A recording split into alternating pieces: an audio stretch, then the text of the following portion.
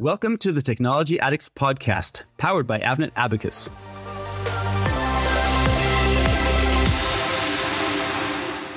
€1.8 trillion. That's the sum the EU wants to invest over the next 10 years as part of its Green Deal to go net zero by 2050. This, in turn, demands an ambitious rethink in the transportation sector, which currently accounts for around 25% of the EU's total greenhouse gas emissions. Electric vehicles will be an important part of this action plan. The market for EVs is booming, with 30 million zero-emission vehicles expected to be on Europe's roads by 2030. Against this backdrop, it's clear that we need to make preparations for the electric transportation of tomorrow to ensure that our charging infrastructure can meet exponential growth. To explore how that can be done, I'll be talking to three guests today.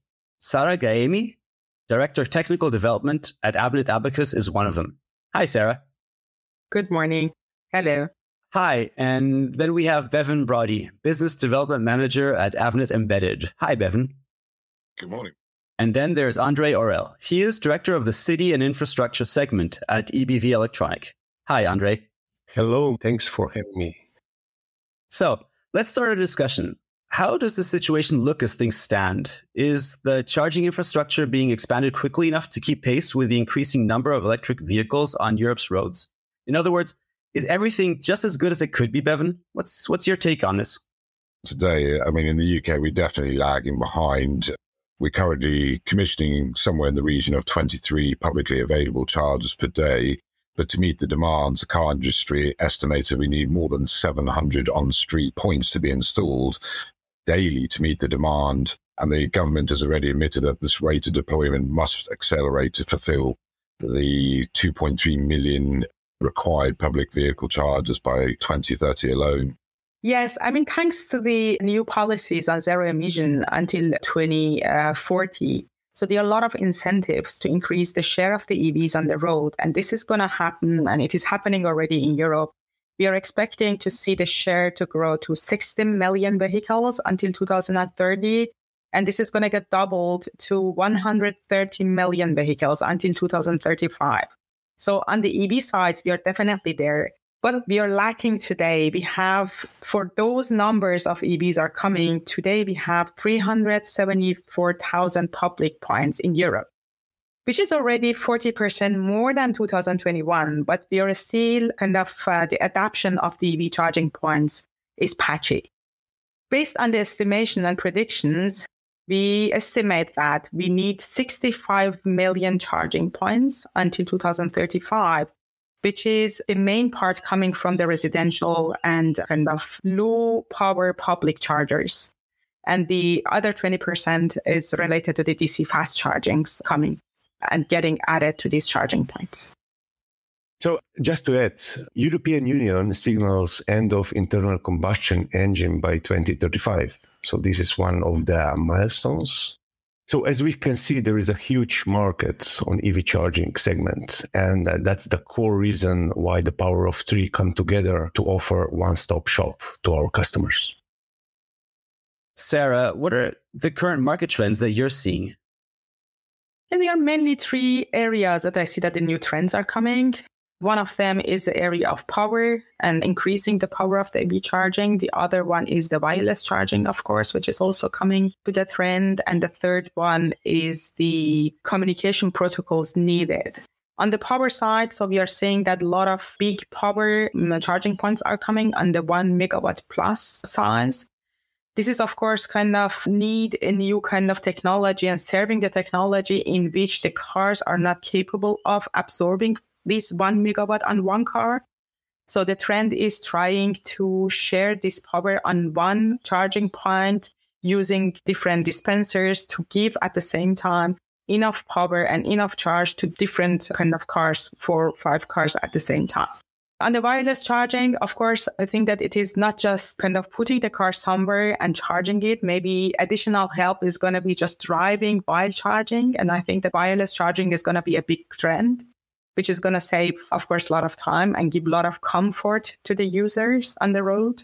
And for the communication side, of course, the vehicle to grid is now, we have been talking about this technology since 15 years, and now we are ready to implement it. There are new technologies coming and enabling implementing the vehicle to grid, giving flexibility to the users and to the grid at the same time. Andre, what are the key challenges when it comes to rapidly expanding the network of charging stations? The key challenge we see is connected to the power grid stability.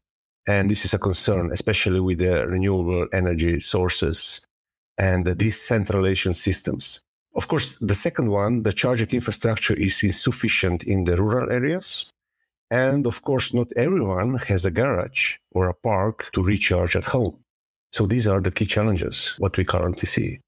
And Bevan, what could be done if we, policymakers, various key stakeholders, want to speed up the expansion of the charging infrastructure?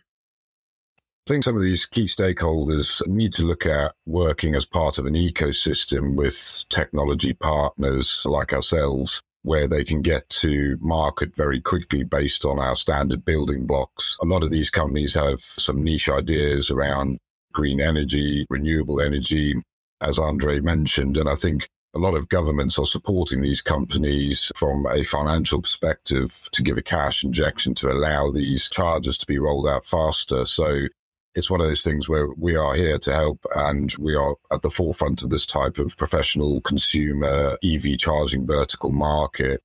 I think another thing to consider is there's a lot of new technologies which will help these customers have longevity in the field and forward compatibility for next generation technologies, as Sarah mentioned, with increased power demands, etc. A lot of these should be taken into consideration when designing these systems to allow for forward compatibility and sustainability of the networks. Avnet's an industry-leading technology partner and a manufacturer committed to high-quality, cutting-edge, cost-effective solutions into this vertical market.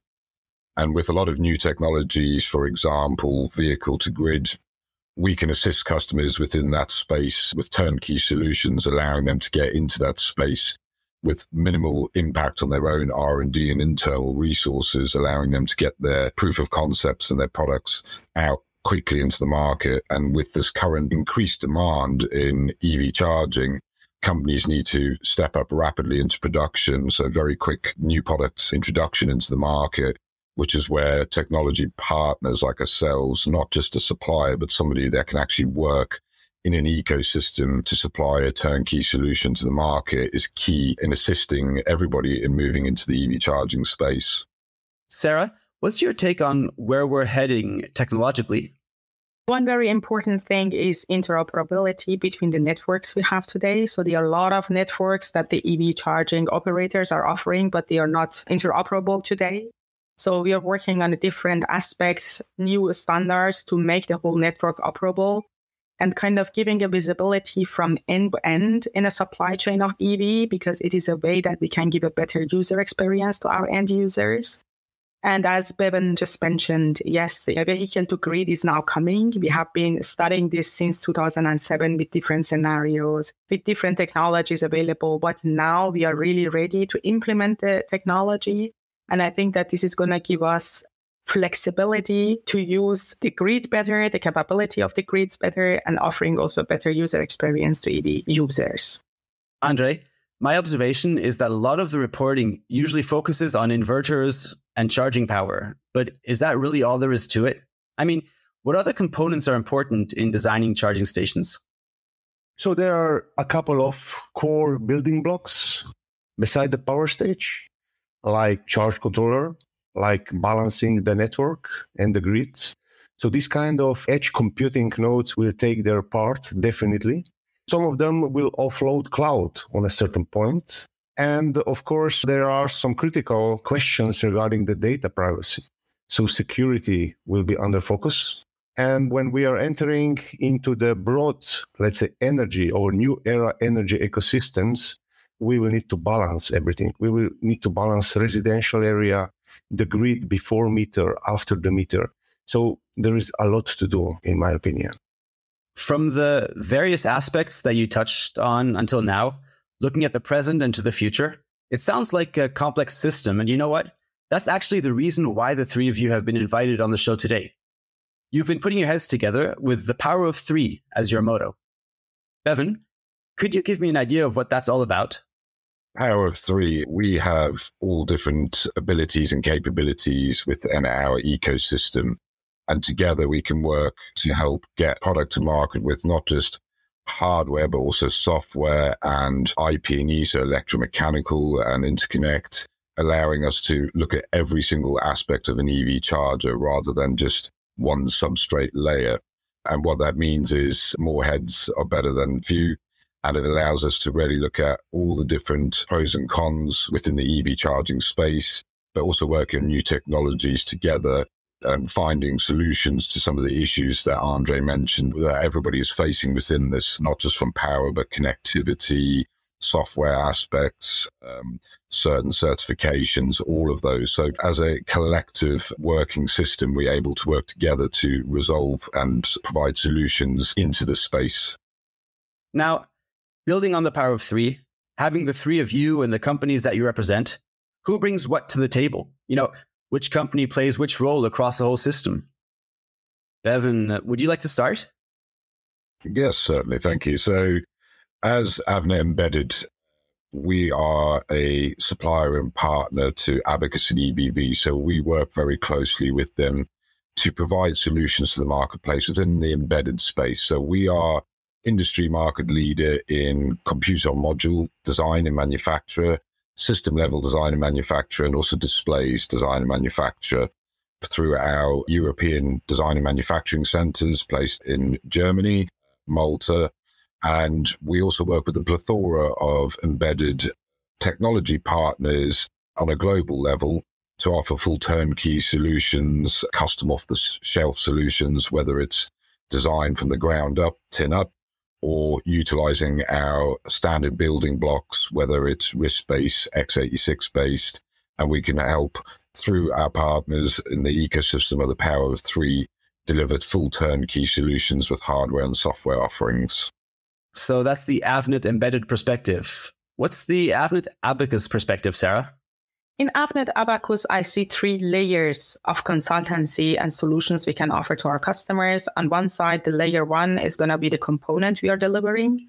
At Avnet Abacus, we have two types of components. The core business is IP&E, so we are offering interconnect, passive, and electromechanic products related to the EV charging. On the other side, we are also offering the leading technologies to this application. We are offering wireless technology, sensors required for EV charging stations, and power solutions. In the layer two, we are offering with our partners in our ecosystem also software solutions to the customer, because EV charging stations are not just hardware design and hardware components, but it needed also software expertise. This is something which comes from Avnet Abacus and the ecosystem we have within the company. And together with the power of three, we are offering the whole integration of layer one and layer two and offering the whole solution being a one-stop shop for our customers. And the third pillar of this power of three is EBV electronic. Andre. In EBV electronic, we can deal with four main pillars in EV charging infrastructure.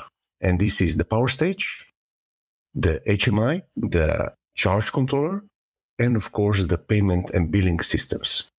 We can support from the component point of view and the design from scratch all four pillars. Of course, on top of that, we can add software in terms of the, as an example, ISO 15118 protocol or different kind of artificial intelligence plugins. And Andre, what would you say are other advantages for charging station developers? Well, it's a land of opportunities, right? Because on one side, it's first time in our history when automotive world is dictating the tempo to energy sector. So the EV charging developers are actually to serve both sides. Yeah. And this is a land of challenges. And definitely automotive vendors have their own requests. On the other side, there are utilities, DSOs with their own analytics needs, and their own balance needs. And saying balance means what? Every industrial PC board on edge computing side can offtake a part of this challenge. That means it's really a lot to be done here. Also meaning software-wise, we are talking about the new era. That means new tariff handling, serving the decentralized systems. That means even we need to think in the way to use industrial ways to use the blockchain in the future. And so, as I said, a land of opportunities. Looking at the breadth of things that you cover, would you say, Andre, that you're a one-stop shop for charging stations? Oh, now we are with the power of three. Absolutely. I'm convinced in that. Yeah. So we can take everything, we can take modular, non-modular approach. We can take design from scratch, really. We can bundle the software on top of it. And even more, we can offer cloud services to our customers. Bevan, would you say that the center of attention is more on high-end chargers, or can developers of charging stations for home use also benefit from the work that you are doing? So previously, in my role, in my silo of this aspect, I would say it would be the higher end chargers. But now, again, as Andre mentioned, working as an ecosystem, we can approach anybody from a home charger to a very high-end supercharger, and of course, everything in between. We also see a trend now where many EV charging manufacturers are looking to address all of that market rather than just focusing on home charging or street charging or high-end supercharging. So in a nutshell, we can provide all, whether it's chip-down design, tin-up design, or based on our current building blocks, so our standard compute modules, or we can look to work within our ecosystem as a power of three to provide a BOM level and help the customer design their own product based on components as opposed to full custom engineering and design. And Bevan, what do you think? How many charging stations will be needed in the next 5 years? Based on the report that we commissioned, and I can only speak for the UK here, we need in the region of 2.7 million chargers by 2030. The current estate of EV chargers is less than 1/10 of that currently, and it is growing. So if we look to expand that over EMEA, for example, we'll be in the region of 20 million plus chargers required by the year 2030. And this is all estimated. If we look at the fact that last year, for the first time ever in the UK, EV vehicles and PHEV vehicles actually caught up with the sale of fossil fuel cars for the first time. So the trend is growing, and we will need a very large amount of chargers to service the new era of EV vehicles. Andre, Sarah, what's your take on it? Do you agree with Bevan about the growth rates and about where we need to be? No, on European level, there are a lot of studies that's been done, a lot of estimations, but one of the recent studies shows that the number of the EVs are going to grow and the share is going to reach 230 million EVs Europe-wide in 2035. And for that, we need a huge demand on EV charging points. So these studies, again, estimate that we would need 65 million charging points until that date, 2035. And 80% of this need goes to the wall boxes and home sector, since it is very important to have the fast chargings on the road and be able to charge on the road. But the main part of the charging is going to happen at works and at homes. And this is a sector which is going to bring a lot of value, since we are going to charge on the off peak of the grid. And this is going to give the grid a lot of possibility and cost saving in extending the grid and trying to shave the peak during the day. So it is a big sector we have to put the focus on. Andre, I'd also be very interested in your take on this. Absolutely. I mean, I agree with Bevan and Sarah, absolutely. So I can see this as a stress test. In the stress test, you can actually make a judgment where we are currently. And the winter which is coming will somehow reposition all the priorities on the energy sector. So I put my bets definitely on the residential sector, because the governments currently are not taking too much attention to that. And utilities, of course, they have other problems to solve. EV charging is just one entry point, but it's a door opener, because the ecosystems needs to be added to it, like energy storage, photovoltaic. We are talking about hybrid inverters, island modes, off-grid, on-grid, tariff handling. All these, it's a land of opportunities. And as we are talking today on EV charging, yes, it's important. It's a main driver. It's really a pilot. But this is a pioneer for the new energy era. And that's why it's so important for us. It takes a lot of passion and energy. And actually, I can tell from EBV point of view, we have all the right players in our portfolio to serve it. Moving from the big perspectives in the grand scheme of things to our private lives, do any of you already drive an electric vehicle? I mean, it's top of mind for many of us, including my family. So Sarah, Bevan, Andre, do you already drive an electric vehicle or do you have plans to buy one? If I want to share the experience, I need to live the experience. So I can echo that as well. It's exactly the same feeling. So at the moment, I'm waiting for a PHEV vehicle. Due to the amount of traveling I do, still got a little bit of range anxiety. So I need that little bit of extra security in the steps forward. Avnet as a whole are moving our entire fleet of company vehicles to PHEV as a bare minimum. And for many, as Andre mentioned, full electric, depending on their requirements for distance travel. But it is something we've been implementing over the last 12 to 18 months for all of our fleets. So every Avnet employee who has a company vehicle will have either a PHEV initially or a full EV vehicle within the next few months. We're also working with our facilities to change all current estate of diesels, even within their current lease, to a bare minimum as a PHEV as an interim step to getting EV vehicles as well. Wow. Sarah, what about you? I'm just about to get one. Of course, there are incentives to be interested in fully electric cars.